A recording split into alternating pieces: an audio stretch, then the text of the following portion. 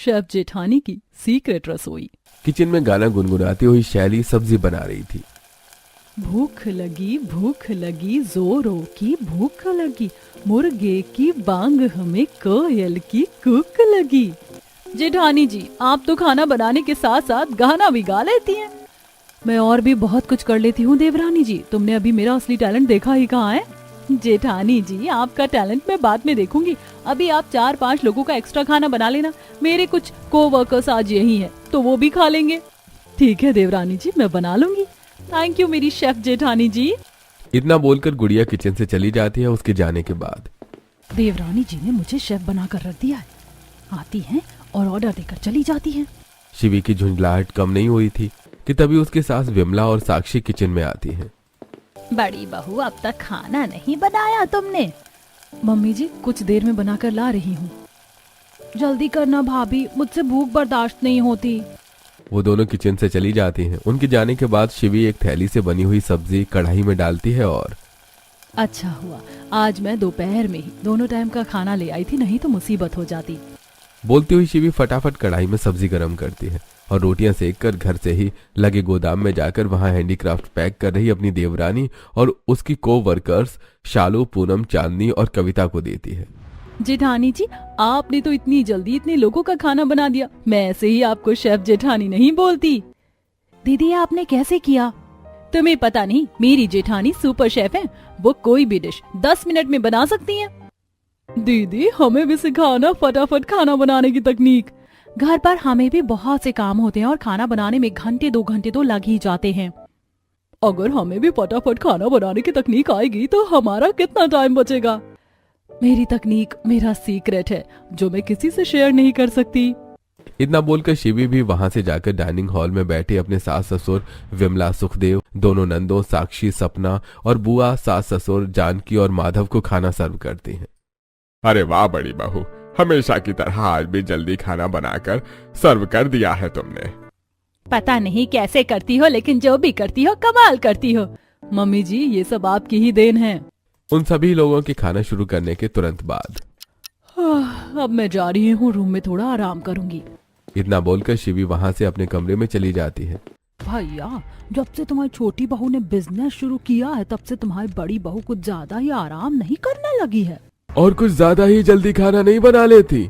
अरे वो आराम करती है तो काम भी तो ज्यादा करती है। बड़ी बहू कुछ भी करे, कैसे भी करे, वो सबको टाइम पर खाना खिला देती है, तो आप ज्यादा मत सोचिए, खाइए आराम से। हाँ सही है, हमें क्या करना है। अपने कमरे में जाने के बाद शिवी सीधा शाम को ही बाहर निकलती है और हॉल में बैठे सभी लोगों के पास आकर, डिनर में आप सब क्या खाना पसंद करेंगे? हम सब आज चिकन खाएंगे। ठीक है, आपकी फरमाइश पूरी होगी। बोलती हुई शिवी किचन में जाती है और गैस स्टैंड के बगल वाली खिड़की जैसे दिखने वाला सीक्रेट दरवाजा खोलकर बाहर निकलकर पास ही ठेले में नॉनवेज बेच रहे मोनू के पास जाती है। दीदी, आज क्या पैक कर दूं? मोनू भैया, आज तुम 10-12 लोगों के लिए फ्राइड चिकन पैक कर दो। अभी करता हूँ दीदी। शिवी मोनू से चिकन पैक करवाकर एक बड़ी सी काली थैली में लेकर उसी सीक्रेट दरवाजे से किचन में पहुंच जाती है। कोई देख ले उससे पहले ही मैं फटाफट अपना काम शुरू करती हूँ। सोचती हुई शिवी थैली में से चिकन निकालकर थैली डस्टबिन में फेंक देती है। शिवी गैस चूल्हा जलाकर कढ़ाई रखती ही है कि तभी वहां जानकी और विमला पहुंच जाती हैं। बहू, तुम चिकन बनाने वाली थी ना, लेकिन यहाँ ना तो चिकन दिखाई दे रहा है ना ही मसाले। हाँ, फिक्र मत करिए, मैं 15 मिनट में बनाकर सबको खिला दूंगी।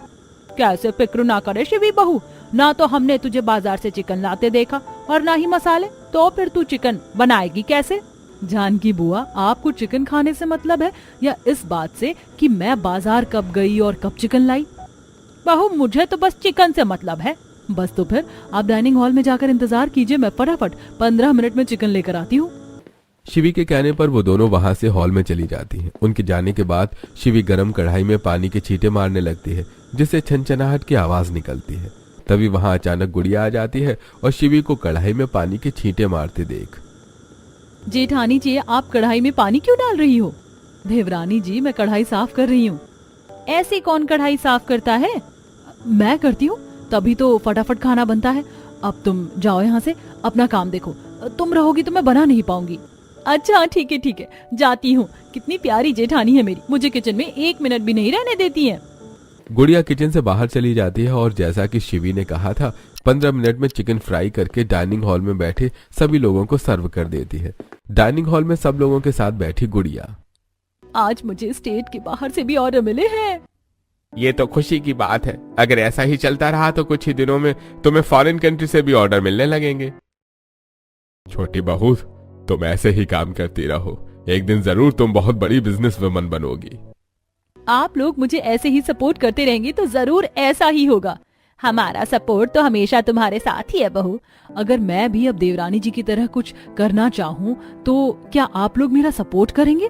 बहू, तुम्हें कुछ करने की क्या ही जरूरत है, तुम तो बस अपना घर संभालो, इसके अलावा तुम कर ही क्या सकती हो। जेठानी जी, आप तो शेफ हो, शेफ बनकर रहो, कहाँ आप मेरी तरह कुछ कर पाओगी।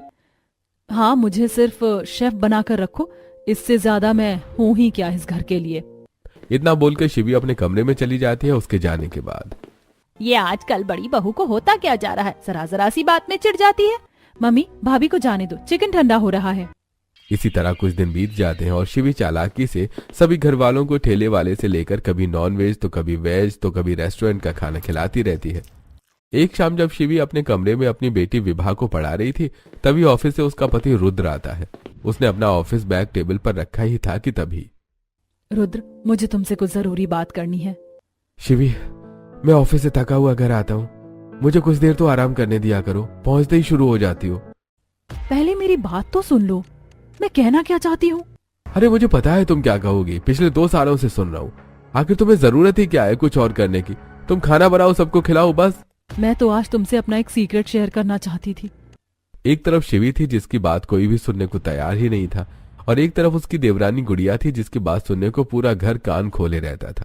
एक दिन गुड़िया गोदाम में सभी वर्कर्स के साथ हैंडीक्राफ्ट की पैकिंग कर रही थी। तभी शिवी सभी लोगों के लिए चाय लेकर वहां पहुंच जाती है।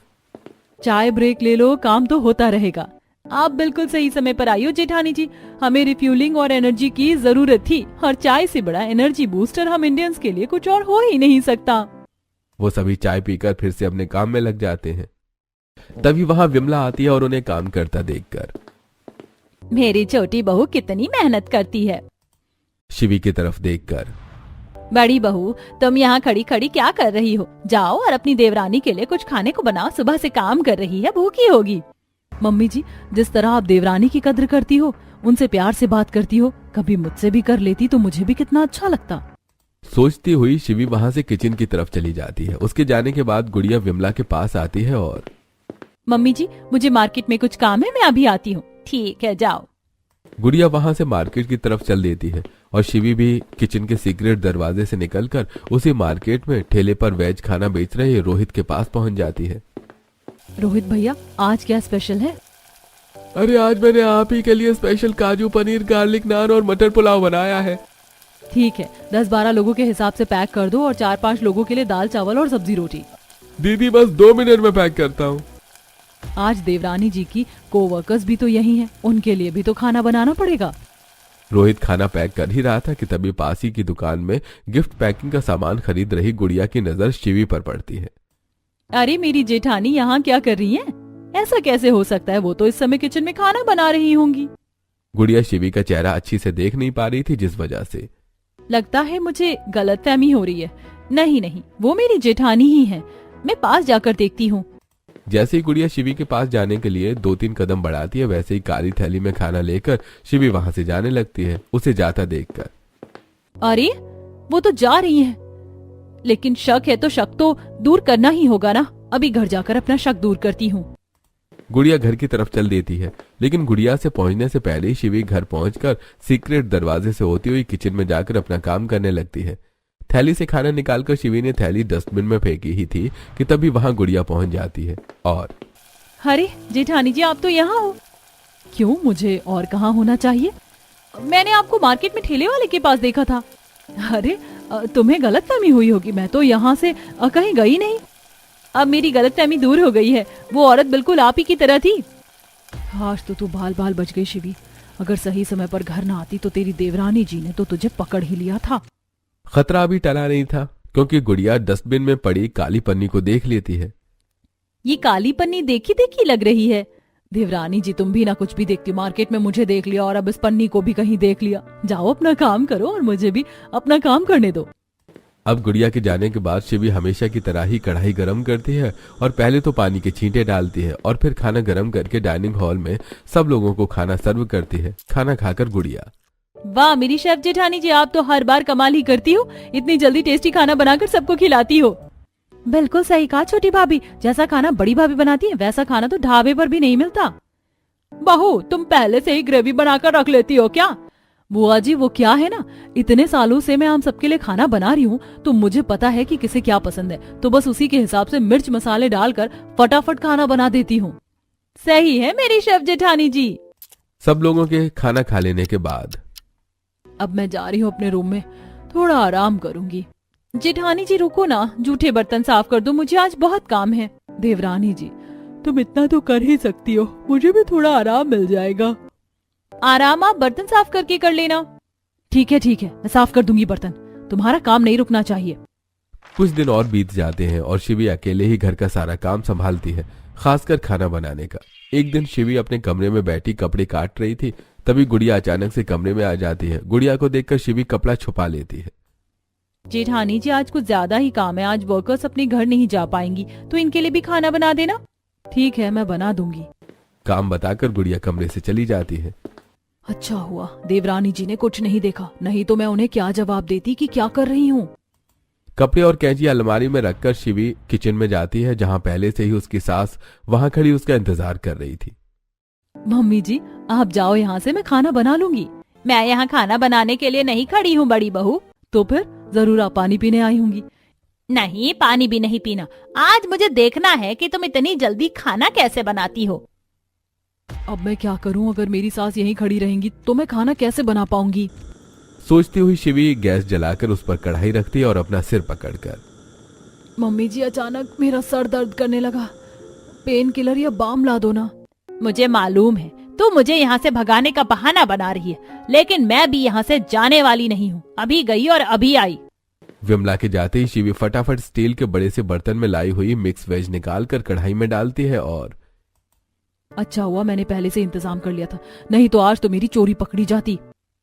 जब तक विमला बाम लेकर वापस आती है तब तक शिवी गैस से कढ़ाई उतारकर तवा रख देती है और रोटियां सेकने लगती है। शिवी को रोटियां सेकते देखकर, बाहू ये क्या, अभी तो तू सब्जी का तड़का लगा रही थी और अब तुम रोटियां सेकने लगी। हाँ मम्मी जी। कैसे? जादू से। तुम और तुम्हारा जादू, पता नहीं क्या करती हो।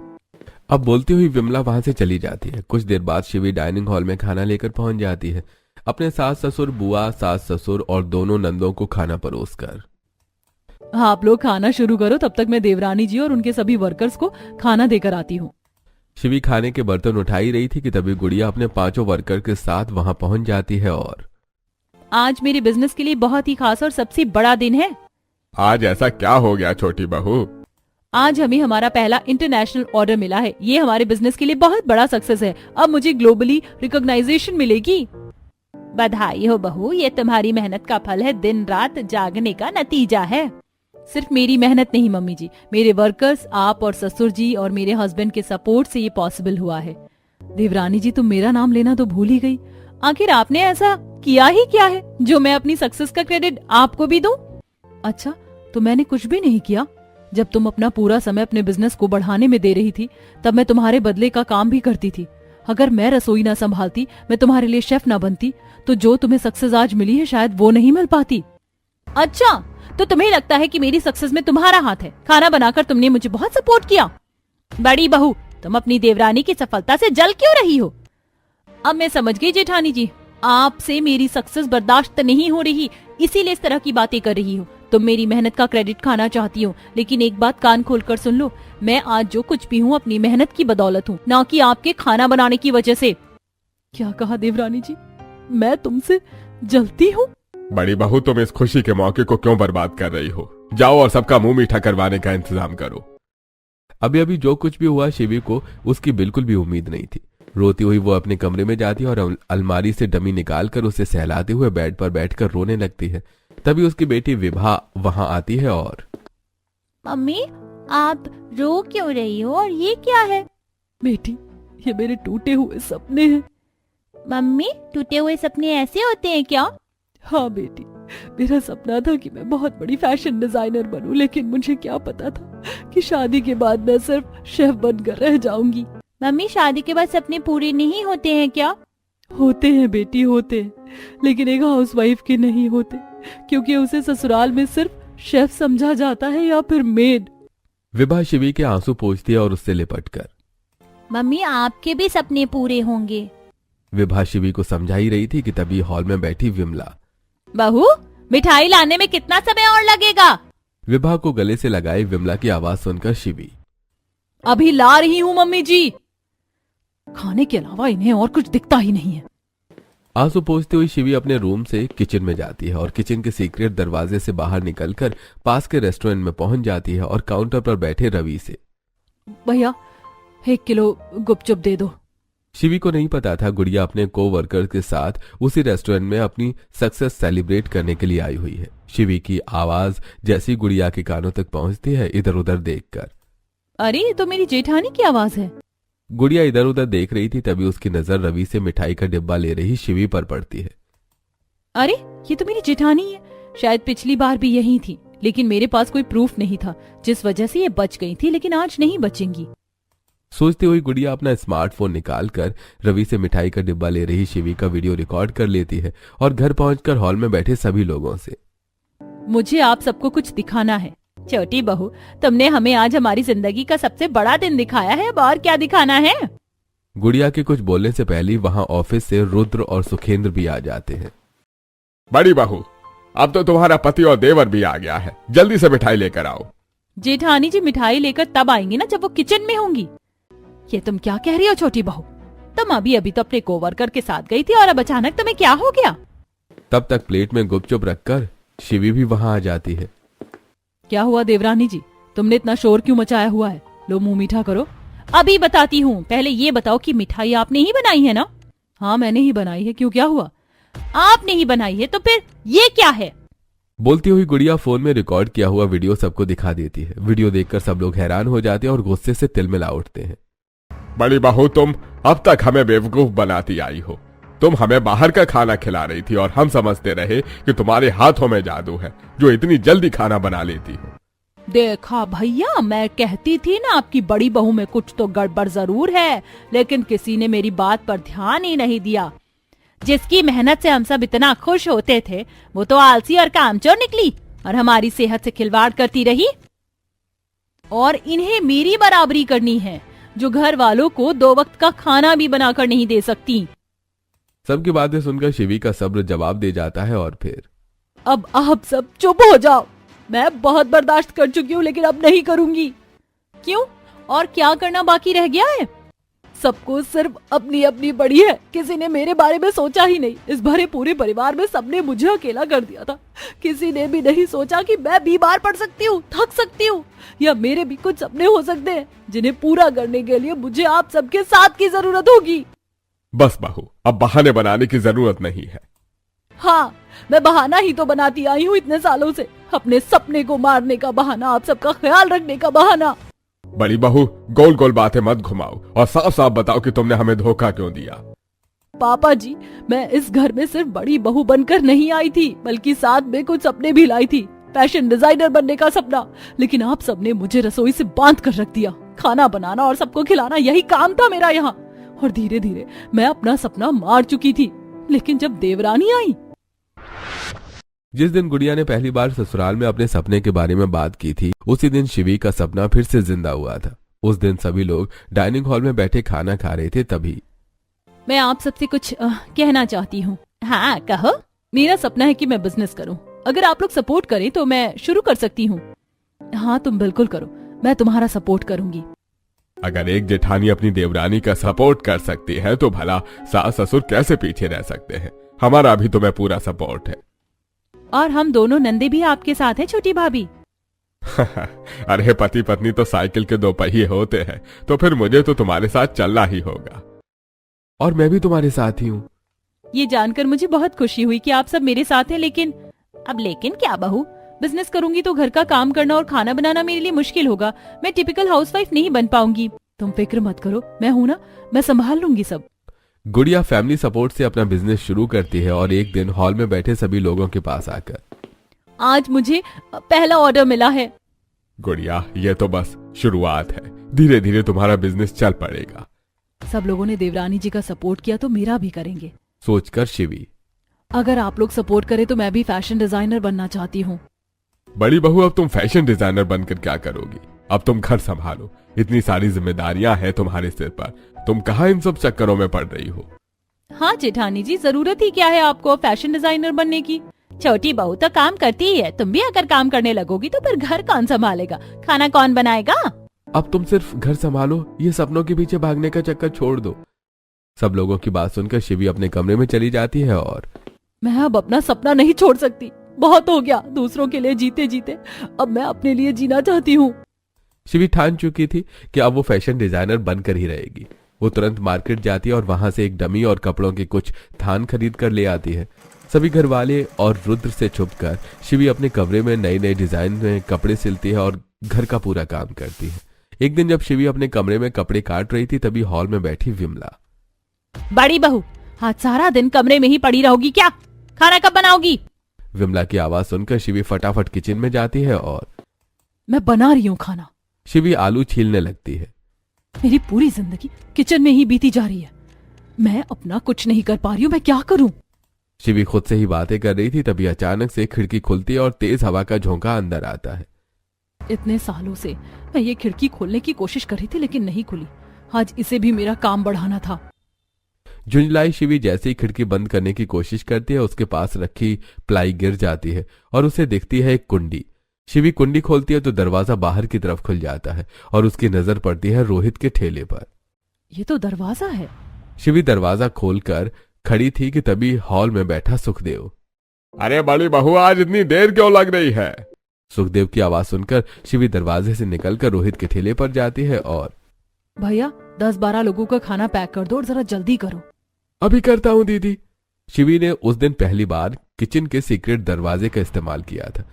शिवी ने ठेले से खरीदा हुआ खाना हॉल में बैठे सब लोगों को सर्व किया और खाना खाते ही सब लोगों के मुंह से एक ही बात निकली, वाह, आज का खाना तो लाजवाब है। शिवी ने हॉल में खड़े सभी घर वालों से सब साफ साफ बता दिया कि आखिर कैसे उसने किचन के सीक्रेट दरवाजे का इस्तेमाल करके अपने सपने पूरे करने की कोशिश की। उस दिन के बाद से मैं आप सभी को कभी ठेले का तो कभी रेस्टोरेंट का खाना खिलाती आ रही हूँ और बचे टाइम में अपना सपना पूरा करने की कोशिश करती हूँ। लेकिन कमरे में न डमी है न कपड़े। जब आपको मेरी आंखों में मेरे सपने ही नहीं दिखे तो फिर डमी और कपड़े कैसे दिखते? वो मैं आपसे छुपा कर रख दी थी। बड़ी बहू, ये हमारे साथ तुमने बहुत गलत किया है। ससुर जी, अगर आप सबने जिस तरह से मेरी देवरानी का सपोर्ट किया था मेरा भी सपोर्ट करते तो मुझे ऐसा ना करना पड़ता। मुझे माफ कर दो शिवी, जो मैं तुम्हें समझ नहीं पाया, लेकिन मैं आप समझ गया हूँ। मुझसे जितना बन पड़ेगा मैं तुम्हारा सपोर्ट करूंगा। मुझे माफ कर दो जेठानी जी, मैं मतलबी हो गई थी। मैं भूल गई थी कि अगर आप मेरा साथ ना देती तो मैं कुछ भी नहीं कर पाती। बड़ी बहू, तुम हम सबको माफ कर दो। हमने कभी ये समझा ही नहीं कि तुम अपनी इच्छाएं मारकर सिर्फ किचन में कैद होकर रह गई हो। आप सब माफी मत मांगिए। अगर आपको अपनी गलती का एहसास हो ही गया तो बस इतना करिए कि मुझे आप सबसे छुपा कर कुछ न करना पड़े। जेठानी जी, जिस तरह आपने मेरा सपना पूरा करने में मेरी मदद की, मैं भी आपकी मदद करूंगी। इस तरह सच्चाई सामने आते ही सबको अपनी गलती का एहसास हो गया और पता चल गया कि शेफ जेठानी सिर्फ शेफ नहीं बल्कि कुछ और भी है।